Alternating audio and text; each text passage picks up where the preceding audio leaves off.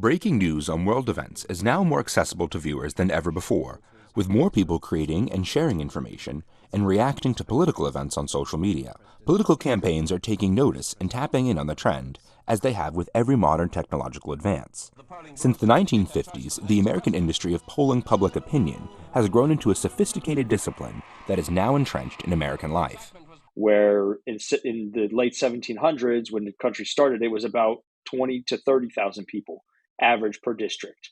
And so you can see how the type of representation now needs a different type of measure or tool to see what the people think. And that's kind of the reason why polling is relied upon so much in American politics, because there's a need to get the temperature of the people. And it's nearly impossible at this point to go talk to enough people individually to actually get a sense of where they stand. To better capture desired audiences, most public opinion pollsters have moved digitally towards online platforms or through text-based apps like WhatsApp or iMessage. Towler and most public opinion pollsters in the United States typically survey between 1,200 and 1,500 people for each questionnaire they create. The first is to make sure that there's some sort of preamble or introduction to the survey that identifies what the survey is doing, that doesn't catch people off guard, that identifies the information and the objective of the survey in a way that's relatable to the Black community. And so, making it clear that we value Black opinions. That's why we're talking to you. So far, Towler and his team of researchers have conducted 4 nationwide polls focusing on the 2024 U.S. general election. His surveys target specific voter demographics, such as African Americans, allowing for a more precise insight into targeted voter communities.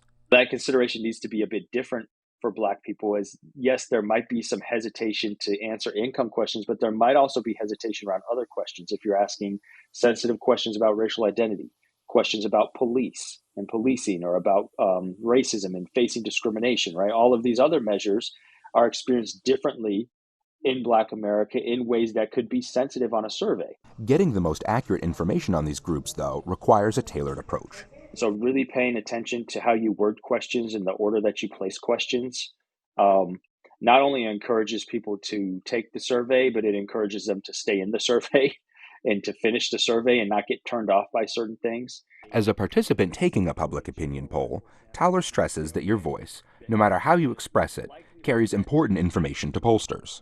If you feel like it's coming from a group or organization or a pollster that you trust, that you think is collecting good and useful data, try and answer as truthfully as you can and get through the poll.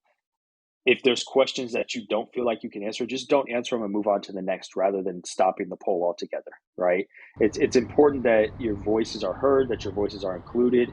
And if there's something that you don't want to answer, that'll be reflected in the final results, right? They'll look and say, oh, people didn't want to answer this question. Maybe something's wrong with this question, or maybe we need to look at this topic more. But if you just drop out of the poll, if you say, oh, I don't like that, I'm not doing this in the poll or the call, your whole information, your voice is completely lost. Anthony LaBruto, VOA News, Washington.